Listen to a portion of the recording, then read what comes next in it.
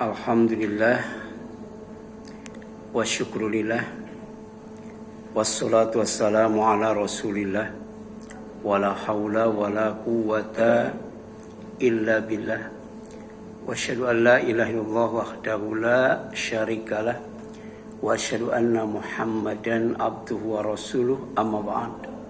Faqala Allah ta'ala fi kitabihil karim a'udzu billahi minasyaitonir rajim. Ya ayyuhalladzina amanu taqullaha haqqa tuqatih wa la tamutunna illa wa antum muslimun. Wa qala Rasulullah sallallahu alaihi wasallam ittaqillah haitsu ma kunta wa atbi'is sayyi'ata hasanata tamhuha wa khaliqin nas bi khuluqin hasan. Ikhwat iman, ikhwan dan akhwat fillah jamaah salat duhur, silaturahim dan thalabul ilmi Masjid Al-Ikhlas yang dirahmati dan dimuliakan oleh Allah Azza wa Jalla. Puji dan syukur kita panjatkan kepadanya karena Allah masih menghadirkan kita di majelis yang terbaik, yaitu salah satu rumahnya Masjid Al-Ikhlas, untuk mendapatkan pengakuan sebagai orang yang beriman kepadanya, sebagai orang yang beriman kepada hari akhir, serta sebagai orang yang layak dan pantas mendapatkan hidayahnya, mendapatkan petunjuknya, sehingga Allah menjamin kita hidup bahagia, aman dan selamat, serta sukses baik di dunia yang fana ini maupun di akhirat yang kekal abadi dalam surganya. Amin ya Allah ya Rabbal Alamin. Siang ini masih melanjutkan kajian kita tentang yakin dan tawakal kepada Allah, yaitu kajian kitab Riyadhus Shalihin bab 6 hadis nomor 78 sampai 80. Jika benar-benar yakin dan tawakal kepada Allah, maka Allah akan menjadikan hidup kita tenang. Allah akan menjadikan hidup kita tegar, dan Allah akan menjadikan hidup kita berani, tidak takut ketika menghadapi musuh. Ini 3 jaminan kebaikan dari Allah untuk orang yang yakin dan tawakal kepada Allah dengan benar. Hadis nomor 78 dari Jabir, semoga Allah meridhoinya, bahwa dia pernah berperang bersama Rasulullah menuju sebuah tempat yang bernama Najd. Maka ketika Rasulullah kembali dari peperangan, maka para sahabat pun kembali bersama Rasulullah. Lalu datanglah waktu istirahat siang di sebuah lembah yang banyak pepohonan berduri. Kemudian Rasul turun ke lembah itu, dan kemudian orang-orang berpencar untuk mencari tempat berteduh di sebuah pohon yang rindang. Kemudian setelah menemukan pohon yang paling rindang, tempat yang paling teduh, maka kemudian dipersilahkan Rasulullah untuk beristirahat di bawahnya. Maka Rasulullah pun berteduh di bawah pohon itu. Pohon itu namanya pohon samurah atau samurah. Dan ketika beliau istirahat di pohon itu, maka pedang beliau itu digantungkan di pohon itu. Kemudian beliau tertidur lelap karena capek pulang dari perang. Tapi kemudian tiba-tiba Rasulullah memanggil para sahabat. Dan ketika Rasulullah didatangi oleh para sahabat, ternyata ada di sisinya orang Arab Badui. Dan kemudian beliau bersabda, sesungguhnya orang ini telah menghunus pedangku saat aku sedang tidur. Jadi ketika Rasul tidur nyenyak, kemudian pedangnya digantungkan di pohon itu, maka orang Badui itu mengambil pedang Rasul, kemudian dihunuskan kepada beliau saat beliau sedang tidur. Sampai kemudian beliau terbangun. Dan ketika terbangun, ternyata ya orang Arab Badui itu memegang pedangnya dalam keadaan terhunus, kata Rasul. Ya, seraya berkata, apa kata orang Arab Badui kepada Rasul? Man yamna'uka minni. Siapa yang bisa menghalangi kamu dari pedangku ini yang aku hunuskan kepadamu? Kutu. Maka dengan tenang Rasul menjawab, Allah. Allah. Allah. Ya. Jawabannya mantap. Jawabannya tenang dan tegar. Tapi kemudian walam yu'aqibhu ya wajalasa. Nabi tidak menghukumnya dan orang itu duduk. Ya. Kenapa? Ternyata dalam riwayat lain dijelaskan, masih dari Jabir, bahwa kami pernah ya, bersama Rasul dan sampai di sebuah tempat ya medan perang yang bernama Zatul Riqa. Tapi kemudian ketika kami dapat sebuah pohon yang rindang, kami biarkan Rasul beristirahat di bawah pohon itu. Tiba-tiba datang orang musyrik menghampiri beliau, dan kemudian pedang Rasulullah yang tergantung di pohon itu dia ambilnya, kemudian dia hunuskan kepada dada Rasulullah SAW seraya berkata, kata orang Badui sambil menghunuskan pedangnya, takhafuni, kamu takutnya kepadaku? Ya. Jadi sambil menghunuskan pedang ke dada Rasul, Rasul ditanya, kamu takutnya kepadaku? Dengan yakin dan tawakal Rasul menjawab, la, aku tidak takut kepadamu. Kemudian faqala, ya, laki-laki dari Arab Badui itu bertanya kembali, paman yamna'uka minni, kalau begitu siapa yang akan mencegah engkau ya dari pedangku yang aku tusukkan kepadamu? Qala, dengan tenang, dengan yakin, dengan tawakal dia menjawab Allah. Ya. Sampai kemudian ya dalam riwayat lain ya dia bertanya, mayam anauka minni, siapa yang akan menghalangi engkau dari pedangku ini? Qala, lagi-lagi Rasul menjawab Allah. Ya, maka fasaqata as-saifu ya min yadihi, ya, ucapan Allah yang mantap, yang penuh dengan keyakinan, tiba-tiba menggetarkan rasa takut ya orang itu sampai pedangnya itu jatuh. Ya. Jadi bukan jadi menusukkan pedangnya ke dada Rasul, malah kemudian bergetar ketakutan ketika mendengar Allah. Padahal dia orang kafir, bukan orang Islam. Tapi ucapan Allah yang keluar dari mulut Rasul dengan penuh keyakinan, dengan tawakal yang luar biasa, bisa kemudian menjatuhkan pedang yang ada pada orang Badui itu ya dari tangannya. Kemudian apa yang dilakukan oleh Rasul? Rasul ambil pedang itu, kemudian balik bertanya kepada orang Badui itu, yamna'uka minni, sekarang siapa yang akan mencegah engkau dari pedangku ini? Maka kemudian orang itu menjawab, kun khair akhid, jadilah engkau orang yang terbaik dalam mengambil kesempatan. Dan benar, Rasul tidak menusuk orang itu, Rasul tidak membunuh orang itu, tapi kemudian Rasul balik nanya, tasyhadu an la ilaha illallah wa anni rasulullah, apakah kamu akan bersaksi bahwa tidak ada Tuhan yang pantas diibadati kecuali Allah dan sesungguhnya aku adalah Rasulullah? Maksudnya kamu mau nggak masuk Islam? Ya, ucapkan dua kalimat syahadat bahwa tidak ada Tuhan selain Allah dan Muhammad adalah Rasulullah.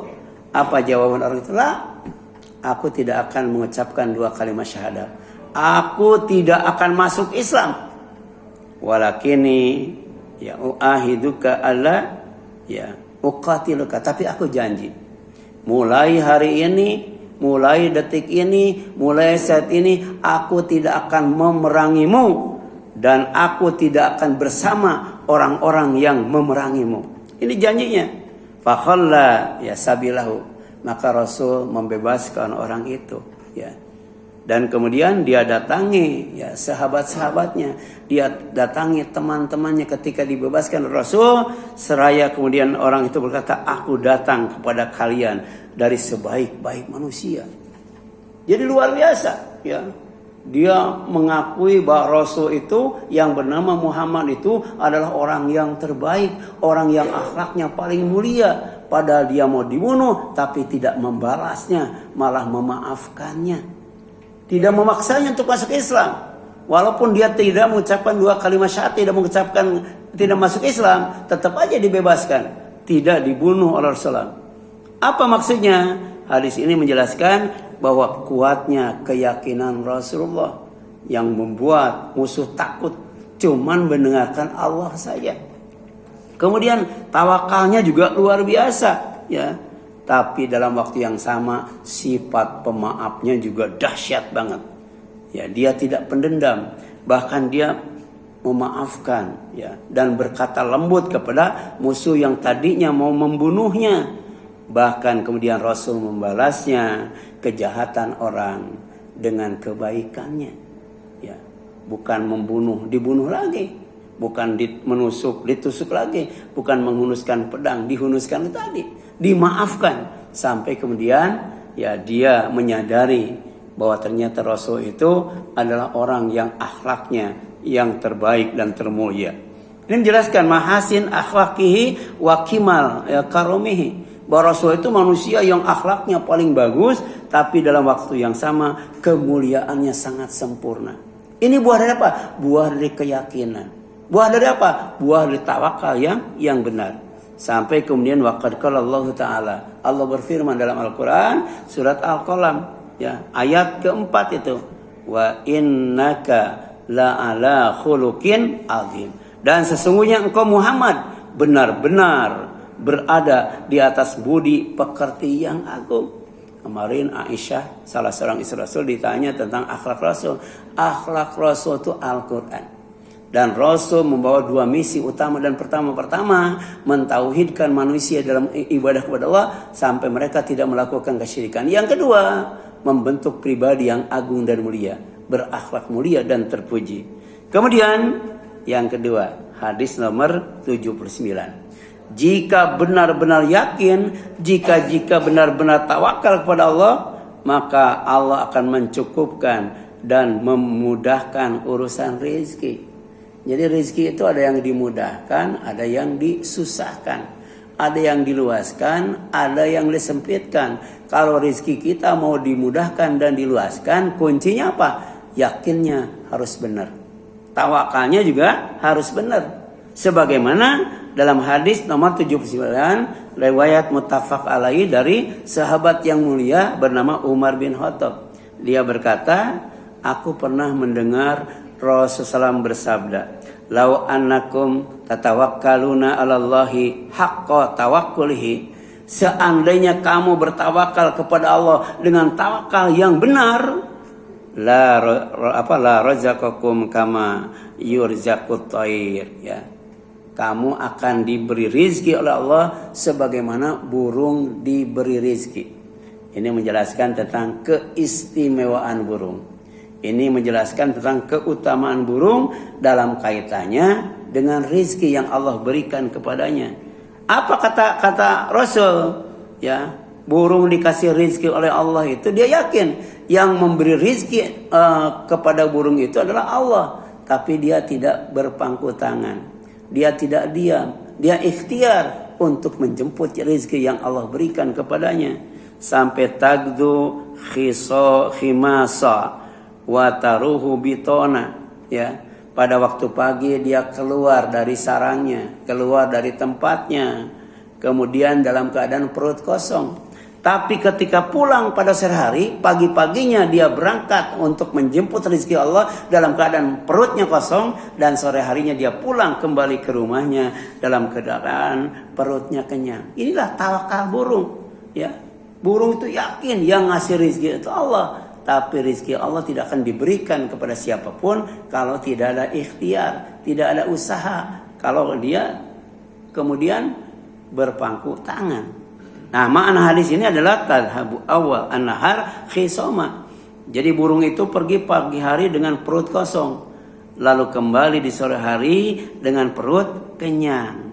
Mereka pergi di awal hari dalam keadaan lapar, perut kosong karena belum mendapatkan makanan. Mereka kembali di akhir hari dalam keadaan perut kenyang setelah mendapatkan makanan. Inilah yang dimaksud jika kalian bertawakal kepada Allah dalam usaha, kemudian pergi, pulang dan beraktivitas, niscaya Allah akan memudahkan rezeki kalian. Ya, itu di jalan itu banyak itu tukang sepatu berjajar tuh. Ya, berapa banyak sih orang yang sepatunya diperbaiki? Ya, jadi banyak itu di jalan tuh tukang sepatu. Tapi semuanya dapat rezeki. Kenapa dia keluar dari rumah?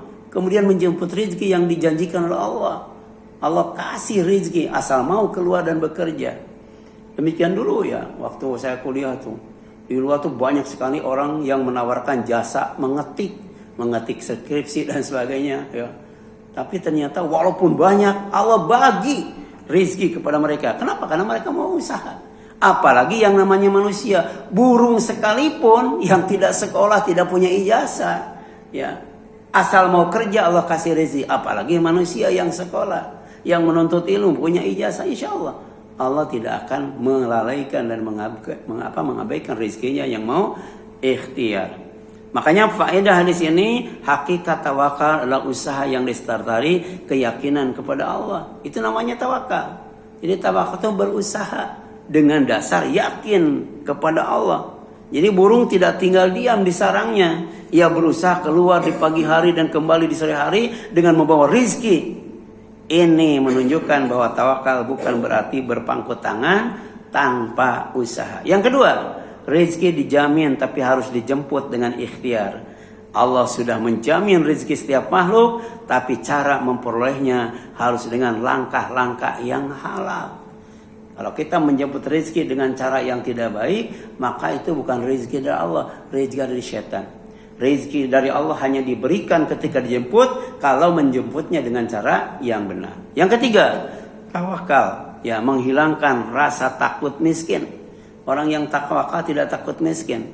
Sebab Allah tuh kalau tidak mengayakan, menjadikan orang kaya, pasti menjadikan orang cukup. Jadi kalau ada orang miskin, itu bukan karena Allah, karena dirinya sendiri, atau dimiskinkan oleh negaranya, atau oleh tempatnya, oleh penguasanya. Tapi Allah sendiri tidak zalim. Allah hanya menjadikan orang itu kaya. Kalau tidak kaya, Allah menjadikan orang itu cukup. Rata-rata manusia kan ingin kaya, tapi ketika dikasih kekayaan bingung ngurusnya. Ada orang yang bingung buang duit itu ya. Udah dipakai segala macam, beli mobil mewah, beli rumah mewah, bahkan beli segala macam serba mewah, triliunan gak habis-habis, pusing dia. Ya, tapi ada orang yang dikasih uang yang cukup, rezeki yang cukup, dia bahagia, tenang dan lain sebagainya. Kemudian ya, siapa yang menyerahkan urusannya kepada Allah dengan benar, hatinya akan tenang. Kenapa? Karena yakin rezeki tidak akan luput. Allah tidak akan ngasih rezeki yang tertukar kepada hambanya. Yang keempat, ya, pagi hari waktu yang penuh berkah itu untuk mencari rezeki. Burung keluar sejak pagi menunjukkan keutamaan mulai usaha di awal hari. Kita ada ya pepatah yang mengatakan bahwa kalau kita tidak keluar pagi hari, rezekinya dipatuk ayam. Ya. Itu dalam contoh konkret ada.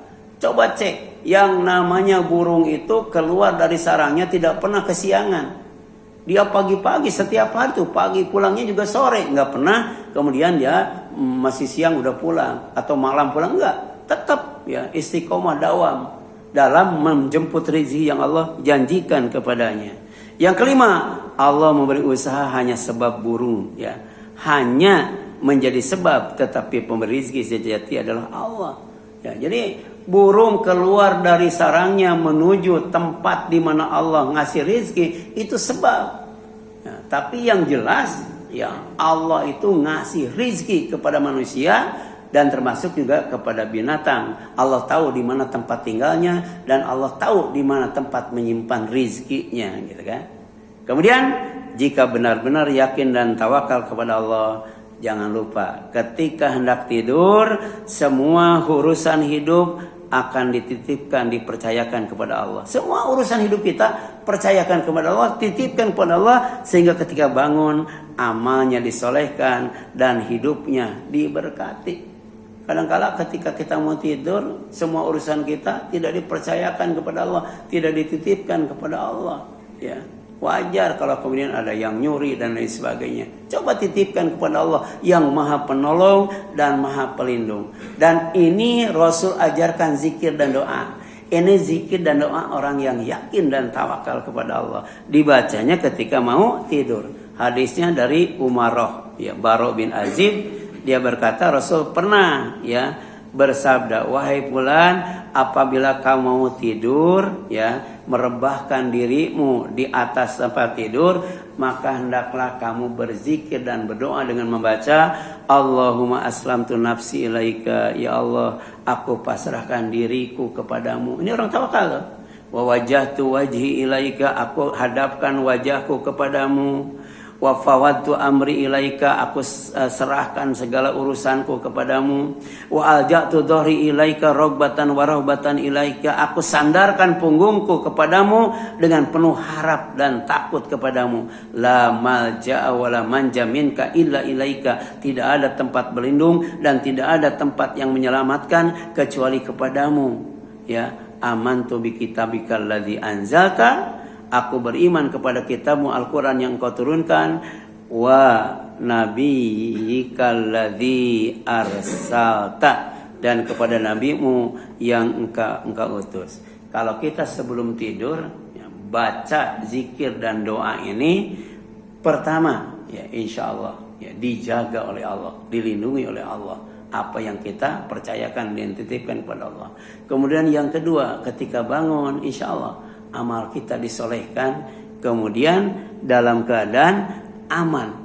Dan kemudian apabila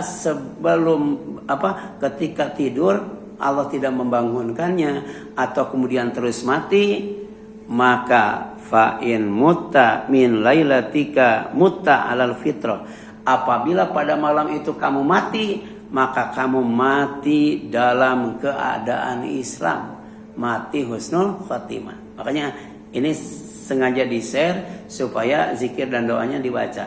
Kalau ini dibaca, insya Allah ya, kekayaan kita, harta kita, milik kita, diri kita, keluarga kita dijaga, dilindungi Allah sehingga aman. Tapi kemudian Allah mensolehkan amal kita, dan dalam waktu yang sama ketika kita tidak dibangunkan kembali oleh Allah alias dimatikan, kita mati dalam keadaan Islam, husnul khotimah. Wa in asbahta ya asobta khairan, tapi seandainya Allah membangunkan kamu kembali pada waktu pagi hari, maka kamu akan bangun dalam mendapatkan kebaikan. Itulah ya 3 hadis ya 78, 79 dan 80 menjelaskan tentang jaminan Allah kepada hambanya jika dia yakin dan tawakal dengan yakin dan tawakal yang benar. Ya, itu barangkali sekian dan demikian. Mohon maaf apabila ada kesalahan kurangan. Kita tutup dengan kafaratul majlis. Subhanaka Allahumma wa bihamdika asyhadu an la ilaha illa anta astaghfiruka wa atubu ilaik. Wassalamualaikum warahmatullahi wabarakatuh.